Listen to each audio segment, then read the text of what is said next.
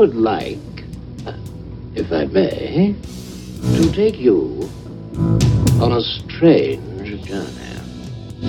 Hello, everyone, and welcome to another edition of Real Estate Realities with the Rebel Broker. My name's Robert Whitelaw, and I am the Rebel Broker. Licensed real estate broker in the state of California, member of the National Association of Realtors.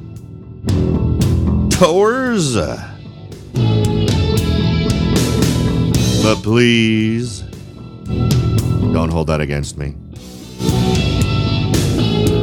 It's Friday, and today, that means another interview. We have a great guest, very topical because we've talked about this area before. So I'm not going to waste any more time. I'm going to jump right in and get this going. Welcome, everyone, to another interview edition of Real Estate Realities with the Rebel Broker. We have got a great show for you today, particularly if you are someone who's been in the audience for a while. You know that Detroit has shown up on an awful lot of lists for us. And today, we are graced with Al Beahn, real estate investor in the city of Detroit, who is doing amazing things. Getting him some great achievements in terms of how he's building his investment portfolio and moving forward. Welcome to the show, Al. Thank you, Robert. I appreciate you having me. You bet. I'm excited about this because we've literally talked about Detroit just within the last week.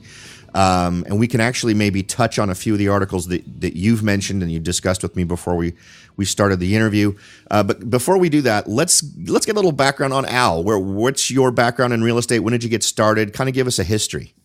Okay, yeah, cool. And again, thank you for having me, Robert. I'm excited to be a part of the show. So yeah, I am a 2009 Central Michigan alumni, and I got into real estate as soon as I graduated. I graduated the first semester of 2009. Mm-hmm. I graduated. I moved home, and I was actually living in my parents' basement. My dad said, "Listen, dude, you gotta do something." So I decided that I wanted to be in real estate. I'd always wanted to. I just never knew how to or what to do. But I was kind of in a position where I had to make a decision. So just to hold you off right there, real estate was a thing that you wanted to do, but you had no family members or family history in real estate. So you really were starting from zero in terms of experience. Is that correct? Yeah, absolutely. I always had the entrepreneurial spirit. I ran a t-shirt company in college. That's actually what I did for work at school. My father was a real estate agent. He had no experience in the investing side of things. So mm-hmm. Yeah, I was absolutely green. I had no idea what I was doing. Good. That's where most people start. Right. So I bought my first property. It was December of 2009 in a city called Roseville, which is a suburb of Detroit. And it was just your normal fix and flip. I did all the work myself. I had a few buddies help me with that. It took us, it was close to 90 days to do the renovation, but we did it all ourselves, which I thought would help save money. But in the end, it really didn't. But we sold it. I think it was on the market for just about 3 weeks. We sold it, and I made a pretty nice profit. I think at the time I was 22. I made, I think, around $16,000. And I said, man, this is pretty awesome. And for me, that was my entry into the business. And I said, this is what I want to do. So from there, I actually linked up with a partner at the time. We started doing really just these retail flips, right? We're doing the fix and flips. And along the way, we saw the opportunity in Detroit. That turnkey model was kind of born. Mm-hmm. And we kind of went with it. We picked up a couple clients that were looking to buy properties, and we were, doing the turnkey thing, buying properties, renovating them, placing tenants, and then selling to the end investor. And along the way, we built a management company. That was we started that in 2010. So we had a really great run together. We split up about, I think it's been 4 years now, and I've been on my own since 2013. So yeah, I've been in Detroit the entire time. That's been, 90% of our investment income has been in Detroit mm-hmm. since, really 2010. Okay. Now, one thing that you mentioned early on was you did the work yourself, but you to save yourself money, right. But you didn't really. I think that's an interesting one because I've done that too. Why don't you share with us maybe a couple of details, maybe some pitfalls folks can avoid from that lesson you learned? Right. Yeah. And I think this is one of the biggest mistakes the newbies make is they think that they're going to save money. And in this business, I think time is much more valuable than money. I mean, if you have debt on your investment properties, you're paying interest, you're paying insurance, you have carrying costs. So this is a project that probably could have been completed in 30 days or less. But because I did it myself, I was inexperienced. It ended up taking us almost 3 months. So, there were a lot of things at the property that I thought I saved money. I probably didn't, Yeah. buying bare cabinets from Home Depot and staining them myself, and they just didn't turn out great. So I had to go back and buy new cabinets, just silly stuff like that. Yeah. No, I wasn't installing the furnace myself. We did plumbing. I didn't do that. I did more of like the cosmetic painting, tile work. We did some finished carpentry, stuff like that. But yeah, I mean, getting into it, you think you can do everything, and next thing you know, your budget's getting out of control, and you don't know why. So I got very fortunate. There was a very big investor in the market who I was, fortunate enough to have a conversation with. He gave me some advice, and I took his advice. And from that was actually the only property that I ever did the work on myself. From that point forward, it was all contractors and GCs. And I think that's why we kind of catapulted, because we kind of learned early on what not to do. Yeah. And I feel like that's why moving forward, we were much more successful. Okay. Yeah, I think so many, I've made that mistake, and I'm actually in the process of putting my property on the market. I'm kind of in a let's liquidate when we're at a high. And in my opinion, we're kind of at a high, and things are likely to dip in my market a little bit. And Agreed. That's the same line I've been walking, where I've done some things myself and I've had other people do things. And I just finished doing some tile work. And I go back and I look at it and I'm like, you know what? That's not exactly right. So It doesn't look the way it should, huh? yeah. So I keep wondering if I should go back and do it over, or hire someone to do it right, or what. Right. All right. So Detroit, it's a sexy topic because you get people who have absolutely emphatic opinions in both directions. Love it or hate it. I mean, there's not really any in between. No. And it's, so many people that are looking for investment opportunities. One of the things that's kind of true is that even if what you hear in the headlines is a overblown version of what's happening, or just isn't representative of Detroit as a whole, Right. that introduces a level of chaos. And there's profit in chaos, because for the folks who can see Right. beyond chaos and think rationally, there's 9 times out of 10 huge opportunities. So Right. tell me a little bit about that. I mean, we can talk about maybe some of these specific articles and other things that other people are saying, but I'd much rather get the ground truth from you, a guy who's actually there doing it every day. Talk a little bit about that market. Yeah, absolutely. And look, I do think there are certain parts of Detroit that maybe do fall into that negative stigma of Detroit. I mean, I think, that's not just Detroit, though. I think all the major metro area markets in the country have that. I don't think Detroit's the only market that has it. But what I think people forget to see, and most people don't even realize this, but Detroit is 140 square miles. It's a huge city. So, every single time that we have clients come to town, we show them the good and the bad. We don't just show them the good. We show them, this is what you see, and this is what we deal with every day, and this is the good investments. So yeah, I think the media really blows it out of proportion. They took the bankruptcy thing, made it a bad thing. In reality, it was probably the best thing that's ever happened to the city of Detroit in the last 50 years. But yeah, I think when people come and they see what's going on, they have a totally different opinion, and I think that's why we've had success, because not only there's all kinds of stats out there about Detroit. I mean, it's the number one median income growth in the last, I think, since 2010. I think it's an average about 20%. Mm-hmm. So there's that. Obviously, the price points are at such low levels that the ROI is really high. And I think you and I discussed also that Detroit is one of the top 10, if not the number one grossing income city in the country. And I think Dennis Stern over at the Investability podcast, he came out with that article that we saw. So yeah, I think, there's a lot of good things going on. There's so many indicators. I mean, in 2016, the Michigan market brought in 100,000 new jobs, which A lot of those were in Detroit. We've had what's a ton kind of companies. backfilling that, Al, in terms of, I know a lot of, when people think Detroit, they think car manufacturers, and now they don't anymore because Yeah, that's sort of so much more. I mean, there's a ton of tech that's been downtown. Financial services have moved down there. Yeah, I mean, I think there are a lot of auto industry jobs as well, but I think there are a lot of others. I mean, I think the number one job here in Detroit, or the number one employment opportunity in Detroit, is actually healthcare. So doctors, nurses, people that work at hospitals. That's actually the leading job here in Detroit. So, okay.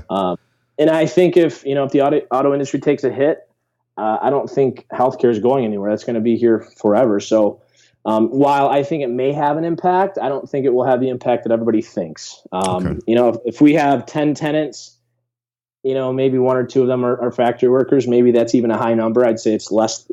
I'd definitely say it's less than 20%. So yeah, that's what I think about that when people think about the auto industry and how important it is. It's important, but I don't think it's as important as everybody thinks. Okay. And in terms of maybe reaching out to those folks who are interested in investing in areas outside of where they live, or maybe Detroit is close enough for someone who maybe doesn't live in Detroit, but maybe is a couple hour drive away or something like that, but they don't have the ground knowledge you do. What would be your advice to someone who wants to maybe take that first step of at least doing a little bit more hands-on research? The folks that can do the Trulia stuff from their desktop and the Zillow stuff and the Redfin and Realtor.com and all those wonderful things. When someone wants to take that next step and get some real ground truth, what would you suggest for them in terms of looking at Detroit? Yeah, so and I could say this about any market. If you're interested in a market, or Detroit, or any other market in the country, I always advise go check it out. Come to Detroit, look at it, see it with your own eyes, and just get a feel for it. Now, we have a ton of people that don't come here. They feel comfortable with what they've seen on the internet, and working with us and hearing about our experience and kind of seeing what we have to offer. But yeah, I mean, if you're just getting into it, I think it's a good idea to come check it out, see it for yourself, kind of get a feel for the area, see if it's something that you can stomach, and while you're here, build a team. I think we always preach that in all of our like we do webinars and stuff like that. You gotta have a good team. Yeah. So are you going to work with an agent, or are you going to work with a turnkey provider? I don't think either way is wrong, but I say do your due diligence with whoever you're working with, because there's a lot of companies here that are good, and there's a handful that are not so good. So I would just say do your homework. Well, and sort of on that is also it's important to pick partners. If you're going to go with something like an investment company, for instance, that's part of that decision-making process. I'd like to talk with you about that next, but before we do, let's take a quick break, and we'll be right back after this. Okay, sounds good. Are you ready to jump in and start your search for your first investment property? Maybe you've decided that it's time to own your own home, or maybe you're ready to sell your home and move on to something new. No matter what your goal is, the Rebel Broker can help. That's right, aside from hosting this show, I am also the owner, broker of Whitelaw & Sons Real Estate Services right here in Silicon Valley. With over 25 years experience serving Silicon Valley, Morgan Hill, San Martin, and Gilroy, I or one of my great agents can help you achieve your goals in real estate. So if you're ready to look into taking that next step towards achieving your real estate goals, point your browser at www.soldbyrobert.com. That's www.soldbyrobert.com and get in touch. Let me show you how I will earn your business and your respect. Again, that's www.soldbyrobert.com, or you can call me at 408-852-0525. California Bureau of Real Estate ID 00984-909. All right, everyone, welcome back. We are speaking with Al Beahn, a real estate investor in Detroit, getting some really great ground truth. And one thing we talk about on this show all the time is that, one of those steps that needs to be a part of any process for you evaluating your investment strategies in an area maybe you're not familiar with is to get the ground truth if you don't already have it. And part of that is putting together a team, as we just discussed. And another element of that is also potentially picking an investment company. Al, what can you offer on that front? Yeah, so Pioneer Homes is our company. We've been doing this since 2010, and We cover everything, not only from the acquisition standpoint, but we also assist in the property management. We have a handful of management companies that we use here that we've been working with for a long time, which, by the way, is the most important part of this entire process. It's your manager. So we're going to assist you through the whole process, from the acquisition to the management side. If you have any problems, we're not here just on the sale. We're here on the customer service side as well. And, we're here to educate too. We're not here just to make money. We want people to be successful. We want them to learn how to do this because, it's not like every guy that we work with is just some millionaire who's got a bunch of money laying around. He can go buy 50 houses. Believe it or not, these are people that have $50,000, $100,000 saved up. It's, potentially their life savings. So we need to make sure that they're successful because it's, we have to sleep at night. Right. So, and really too, when our clients are successful, it brings more business our way. So I think it's very important that we assist not only on the front end, but on the back end as well with the management and cash flow side of things. And what does that relationship feel like to the person who's using your services? Is this something where they'd best be served by calling you before they ever even come out to get the ground truth, maybe while they're still sitting at their desk figuring things out? Does it feel like a conventional relationship with a real estate agent, or is it a little bit more involved? I think each individual client has their own opinion, but I say that we have a lot of hand-holding relationships where our investment directors may talk to somebody for a month or 2 months before they even do anything. And this isn't like one call a month or one call every other week. It's, there's clients that some of our sales guys will talk to, several times a week, answer. And I was talking to one of our guys yesterday. He counted the questions he was asked on a phone call, and he said he lost track after 50. So, so yeah, we have the greenest of the green, but we also have people that own, 20 or 30 or 40 houses before they get to us. So I think the green people, I call them the green people, the green investors or the newbies, I feel like they would feel like it's a very close and personal relationship because it's required. Right. I think the seasoned investors, they don't need all the BS. They just say, hey, I want to buy property. They know what they do, or they've probably done their homework. They know what they want. And those are pretty straightforward. So I think it's kind of all over the board. Okay. So at this point, if someone had run through, we try to offer up value, right, in every show. And a lot of that is techniques and strategies to help focus in on different areas that are potential investment opportunities. If someone were to decide, you know what, I've sort of done the 30,000-foot view of Detroit, and maybe I've looked at the heat map for crime in Detroit, or I've read these articles about where folks are really wanting to live in Detroit, and so I've focused on certain neighborhoods.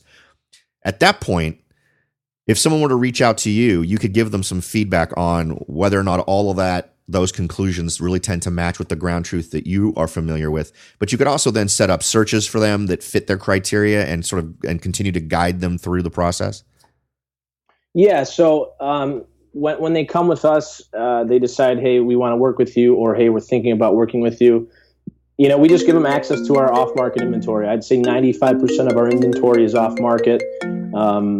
We don't keep the site completely updated only because things, when they come out, they go sell very quickly. So yeah, we've been here for a long time, and we just kind of let them know, hey, if we agree with their information, we'll tell them, yes, that's what we think is accurate. And if we disagree, we'll let them know.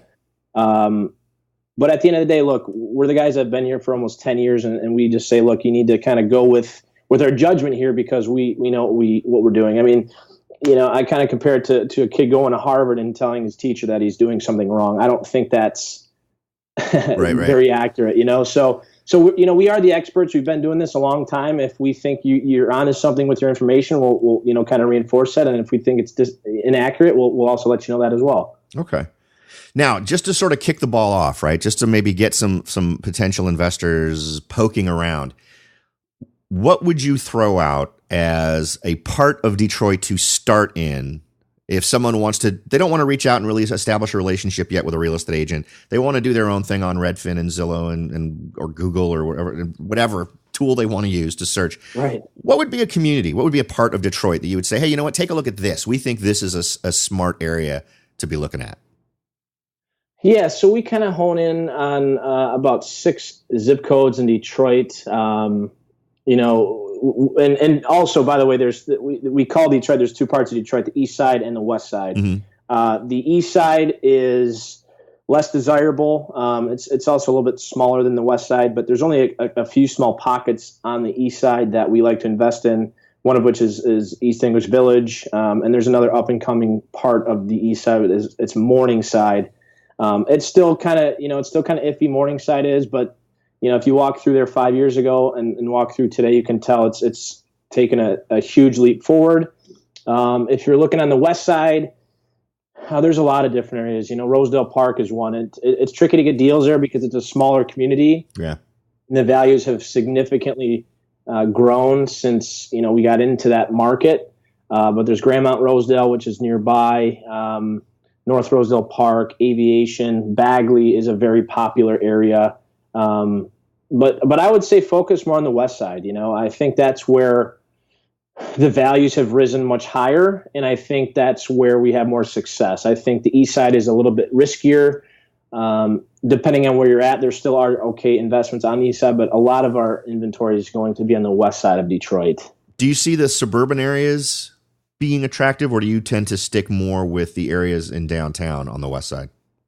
Yeah, I mean, we actually were pretty heavy in the suburbs back in 2012, 2013 when the values were still pretty low. But I feel like the value isn't there like it used to be. I think in Detroit, there's a lot more inventory to choose from. There's a lot more opportunity. I'm not saying there's not opportunity in the suburbs. I just think if we're selling 20 homes a month, we probably couldn't do that in the suburbs. I don't think there's enough value there. And I also don't think that the price points make sense. I think there's a couple markets, a couple cities in the Metro Detroit area that make sense. But it's also, again, your risk tolerance. If you want to be a much lower risk, well, then, go buy a $100,000 property that rents for $900 or $1,000. Mm-hmm. And that's kind of what that market looks like. So it just depends on a lot of variables. So in Detroit, it's I don't want to say super high risk, but it's a higher risk than, let's say, the suburbs of the Metro Detroit area. Yeah. But again, you're looking at potentially 15 to 16% returns compared to maybe 10 or 11. Yeah, and what's amazing, Detroit really, I think, gets a bad rap. I mean, when we were looking at reports that were talking about the best and the worst in terms of return on investment, people always are singing about San Francisco, San Diego, Los Angeles, all these areas that are supposed to be amazing. But when you look at the return on investment numbers, if you're looking back, particularly I love the reports that say if you bought a property 1 year ago as an investment, what would your ROI be right now? And all those banner areas are at the very bottom of that list. I mean, the worst in terms of return on investment. And the amount of capital involved, you were just talking about purchasing that $100,000 home and getting that $1,000 a month in rent. Well, that sounds like an awesome deal to me in terms of what you're making back compared to spending $1.3 million on a house that you're not even going to be positive cash flow on right out of the gate. And when you do go positive cash flow, you're making 1%, 2% tops. Yeah, exactly. Yeah, I mean, that's why. And it's funny because we do have a lot of seasoned investors that we work with, and they were in the higher cap or the higher end markets, like the 150 to 200K. And the cap rates just aren't there. They got into them at 9 or 10, and now the best they can get is like 6 or 7 max, So they tend to get out of the market and start looking for some higher ROI opportunities. And I think that's what Detroit is right now. Well, and what's funny is it can be painful, right? If you're a real estate person who really takes the fiduciary part of the thing as a primary thing that you really need to watch out for your client's interests and be an honest advisor. Whenever I have one of my clients who's spending $1.2 million on something, I get that this makes me lose money because I make a nice little commission off of a $1.2 million sale. Right. But I say, would you rather have a one property that costs you $1.2 million that's going to make you less than 5% return on your money? Or would you rather buy 12 homes in a place like Detroit that's going to make you 15%? And if you have a tenant move out, you're losing 1/12 of your income for the period of time. Right. So, what? The math for me is easy. So looking at these areas should be an easy thing. Yeah, no, I mean, anytime you can diversify, I think that's always the wisest way to go. Yeah. Well, Absolutely. and I love the ground truth you bring to it, because you talked about areas that say, you casually mentioned, well, there's this one area that's maybe on a borderline in terms of consideration or risk analysis. But over the last 7 years, I've seen this happen, right? That's the thing. You're going to spot these areas that are up and coming through someone like you that's got the ground knowledge to know, there's gentrification happening over here. Right. And that's, if you can ride that train, that's a great way to sort of be a force multiplier for your investments. Yeah, I agree. And there's a lot of areas in Detroit that are like that. I mean, and I'll just kind of touch on Rosedale Park, because that's, it's one of my favorite parts of the city. It's really hard to get property there, but when we do, we love getting them. But why is it hard? Is it just there's not a lot of inventory, or there's tons of competition when stuff comes up? It's not a very big area. It's maybe a couple square miles, and it's a lot of home ownership. So, as an investor, you want to try to go in and get a deal, right? So we're not just competing with other investors. We're competing with people that want to live in the homes, who are getting mortgages, who tend to pay a much higher price than we do. And and then also too, Rosedale Park. I mean, if I know you said $100,000 for $1,000 rent is good. In Detroit, it's really not. I mean, the property I always reference in Rosedale Park, we bought it in 2012, or maybe it was 2013 at the tax sale. We paid $18,000 for it. We did a $15,000 rehab. We rented it for $1,000 a month. Tenant was in the home for 3 years. They actually recently moved out. We just had the home appraised for $90,000. So that is the growth of that part of the city. I mean, that's West Side. That's we call Rosedale prestigious. That's one of the nicer areas of the city. Right. And that's the kind of growth we've been seeing. I mean, it's not uncommon in Detroit. So, well, that's awesome. And if I ever find myself in that way, I would definitely want to look you up to at least have a cup of coffee and chat about different areas. But until that does happen, how can folks who are part of the audience reach out to you if they're interested in finding out more about investing in Detroit? Yeah, you can check out our website, pioneerhomesus.com. They can send us an email.